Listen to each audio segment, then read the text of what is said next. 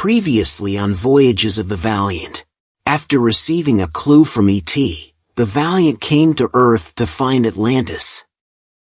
They met Captain Jack Sparrow, who had also been brought to the present by the time mist.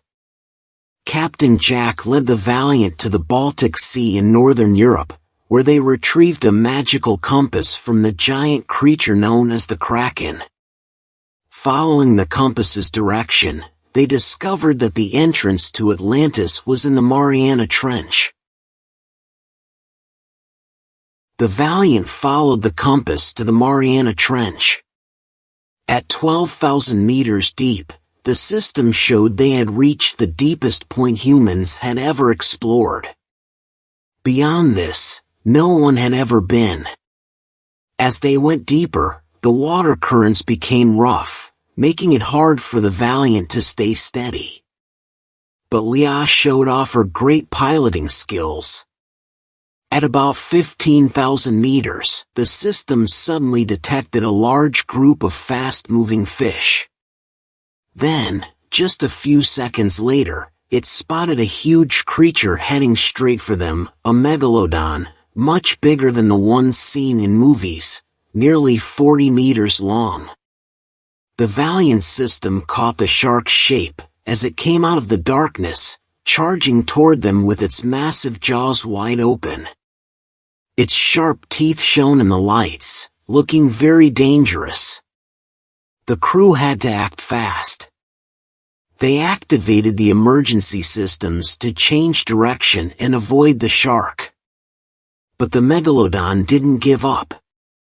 It seemed very interested in the Valiant's lights and signals, thinking it was prey. The giant shark kept trying to bite and ram the ship's side. As they kept dodging, small cracks began to form in the outer shell, and the pressure gauge showed warnings. Just then, they saw a hidden crack in the sea floor. The Valiant quickly entered the crack to escape. The shark, being too big, stayed outside, still searching for a way in. Inside the crack, they found a huge ancient door covered in symbols. The door was locked and had a puzzle made up of 3 spinning wheels with different signs. Naomi noticed some old writing along the edge of the door: time guides the tides, elements shape the land, and the stars reveal fate. She realized they needed to set the wheels to the symbols for time, elements, and stars. She turned the first wheel to the hourglass, the second to fire, and the third to a star. There was a small click, and then the old door slowly opened. A dark passage lay ahead, glowing faintly blue. The Valiant couldn't go through because the passage was too narrow, so the crew had to put on special diving helmets and swim inside. They reached a hidden city, Atlantis. Even though it had sunk thousands of years ago, it was still protected by a strange energy field that kept the water out. The buildings looked as if they had been frozen in time. As they moved closer to the city center, their scanners picked up a strange energy signal. It was similar to the time mist they had been following. They followed the signal to a giant stone with strange star maps carved on it. Elliot thought Atlantis might have been a portal connecting to other worlds. Behind the stone was a tall tower, where the energy was the strongest.